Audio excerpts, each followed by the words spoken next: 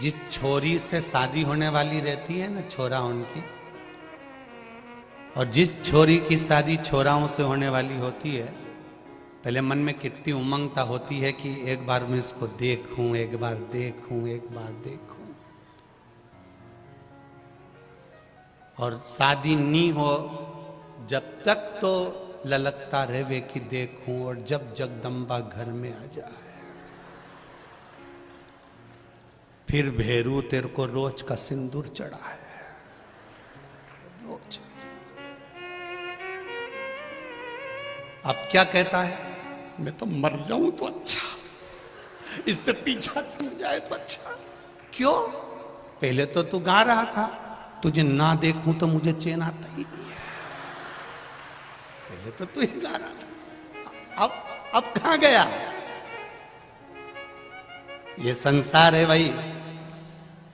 तुम्हारे पास में जो गाड़ी नहीं होती है, 2 व्हीलर 4 व्हीलर, जो कंपनी की गाड़ी तुम्हारे पास में नहीं है, उसको पाने की ललकता बढ़ती है। बोलो सही है कि गलत है?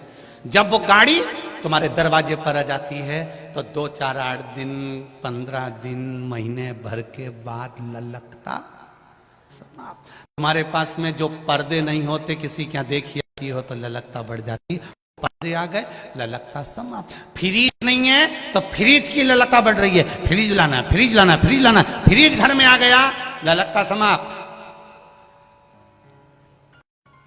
लोग कहते हैं कि परमात्मा क्यों नहीं दिखता?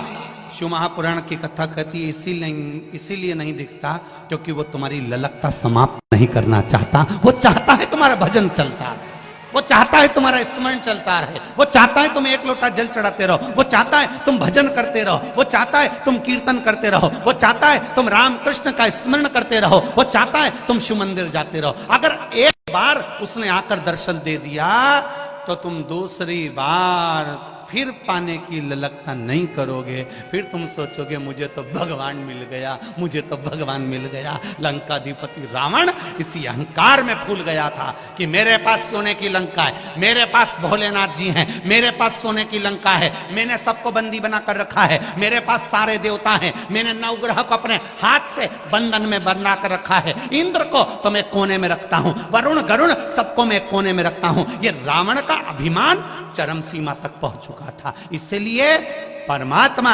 भगवान शिव ने भी रावण से कहा था, रावण तू बार बार मुझसे कहता है कि दर्शन दो, दर्शन दो, दर्शन दो, मैं तुझे दर्शन नहीं देना चाहता, कहीं तेरी ललकता समाप्त ना हो जाए। मैं तुम्हें हाथ पर उठा लूंगा अगर दर्शन नहीं दोगे तो शिव को दर्शन देना पड़ा। जब दर्शन दे दिया तब रावण सबसे कहता रहा, मैंने शंकर को अपने हाथों पर उठा लिया, शिव जी ने आकर मुझे दर्शन दिया, शंकर मेरे सामने आ गए, ललकता समाप्त हो गई। रावण का अभिमान ऊपर हो गया, अहंकार बढ़ गया, अभिमान बढ़ा और रावण समाप्त हो गया। आप भी ध्यान रखना, कोई तुमसे कहे तुम्हारा भगवान तो दिखता ही नहीं है, जबरदस्ती सियोर वाला महाराज लगा रहता है, एक लोटा पानी चढ़ा, लोटा भर पानी चढ़ा, भगवान दिखे तो मतलब। आज के नवयुवक लड़के कहते हैं, नवयुवक बेटा बेटी कहते हैं, हम कॉलेज पढ़ने वाले, हम सीए करने वाले, हम इंजीनियर, हम डॉक्टर बनने वाले, हम आईएएस की पढ़ाई करने वाले, हम भगवान को नहीं मानते। कहाँ है भगवान? भगवान को सामने लाकर खड़ा करो तो उनको समझा देना भगवान भजने के लिए है, भगवान श्रवण करने के लिए है, पर भगवान देखने के लिए इसलिए नहीं है क्योंकि तुम्हारे भीतर की ललकता ना समाप्त हो।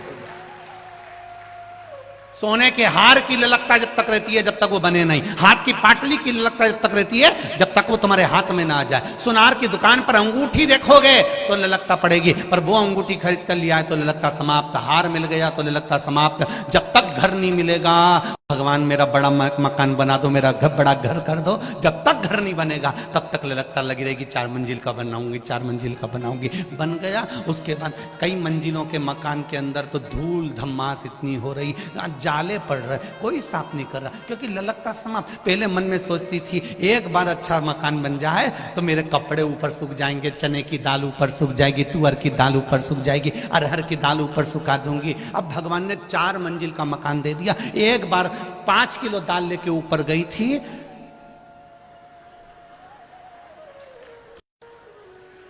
जब नीचे आई दाल खाने के लायक नहीं, इतनी ललकता। गई थी ऊपर, बड़े अरमान से चढ़ी थी, बहुत आराम से। और बहू से कह के भी गई थी, तू भी ले आना थोड़ा सा सामान, कपड़े वपड़े सूखने के ऊपर ले आना। बहू के तुम ही जाओ, मैं नहीं जाऊंगी, नहीं गई। बहुवन बहुत समझदार है, वो कहीं जाए, मैंने कहा डोकरी की चढ़ाई दो।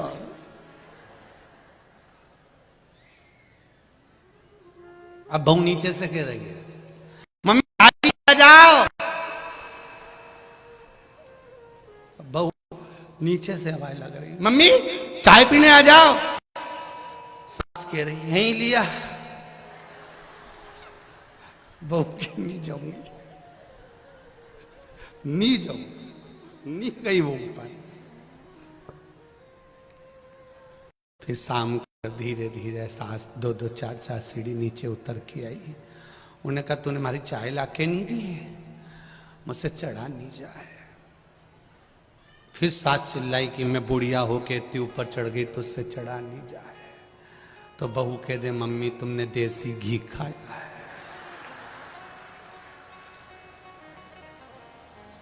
तो सास बोली तूने कुछ नहीं खाया। बहू बोली नहीं, तुमने मेरा प्राण खाया है। क्या बोले? बोले तो बोले क्या? चलिए महाराज,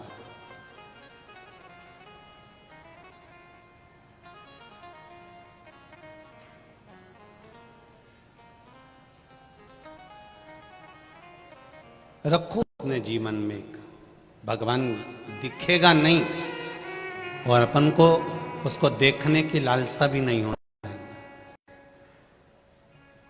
हम भगवान को ना देखें पर भगवान हमको देखे। कोई व्यक्ति जा रहा है, कोई व्यक्ति निकल कर जा रहा है, आप उसको आवाज लगा दो, हे रानो, तुमने आवाज लगाया, उसने एक बार नहीं सुना, तुमने फिर आवाज लगाई, उसने नहीं सुना, तुमने फिर आवाज लगाई, उसने नहीं सुना, तुमने और दम की आवाज लगाई तो उसने पलट कर देखा कि मुझे बुलाया किसने।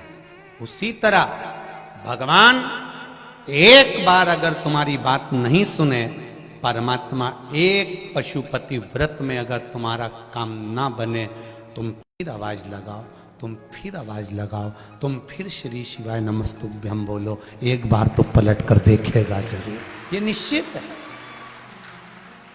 ऐसा नहीं है कि वो नहीं देखेगा, वो देखेगा और पलट कर जब देखेगा। बस तुम्हारा काम क्या है, उसको पुकारना। तुम्हारा कर्म क्या है, तुम उसको पुकारो। दुकान पर भी जाओ तो उसको स्मरण, एक बार स्मरण कर कर जाइए। अपना रूट थोड़ा सा चेंज करिए, थोड़ा दुकान जाने का मार्ग बदल दो। वैसे भी हमारे यहाँ नियम है कि रोज एक ही रास्ते से दुकान नहीं जाना चाहिए। क्यों? कोई सामान लेकर आ रहे हो, किसी ने ध्यान रख लिया कितनी बजे यहीं से निकलता है, तो उसने उस समय का ध्यान करा। रूट चेंज करो। कभी कभी तुम्हारे मन में ये चेंज हो जाना चाहिए कि मैं रोज दुकान जाता हूँ, बीच में शंकर जी का मंदिर नहीं पड़ता, अब मैं उस मंदिर, उस मार्ग से जाऊंगा जहां पर मेरा महादेव एक झलक दिखा दे, बस उस झलक के सम्मुख से निकल कर जाऊंगा। और मुझे, अगर आप शिव के मंदिर में अंदर भी नहीं जा सकते तो मत जाओ। शंकर के मंदिर में अंदर प्रवेश नहीं कर सकते, मत करो। शिखर का दर्शन कर लो। शिखर भी नहीं देख सकते तो उसके दरवाजे पर थोड़ी सी स्माइल देकर प्रसन्न के साथ में निकल कर चले जाओ। वो भी सोचता रहेगा ये हंस के क्यों गया है। कई लोग कहते हैं ऐसे मुस्कुराने से कुछ होता है क्या? हमने कहा प्रैक्टिकल करके देखो। किसी की दुकान के सामने से निकलना और थोड़ा सा स्माइल दे देना, आधा बापड़ा चिंता में पड़ा रहेगा, ये क्यों हंसी थी, क्यों हंस के गया ये। और रोज यही काम करना, उसकी दुकान के सामने से निकलो, निकल। वो रात भर डिप्रेशन में आ जाएगा, नींद की गोली खाना पड़ेगी। आखिर ये हंसता क्यों?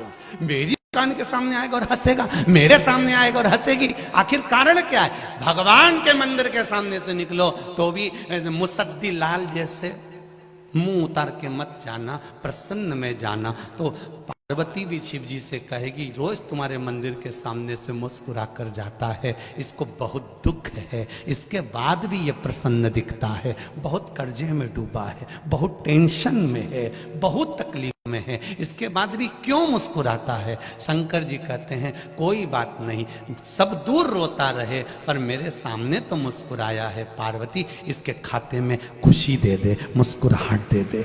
जा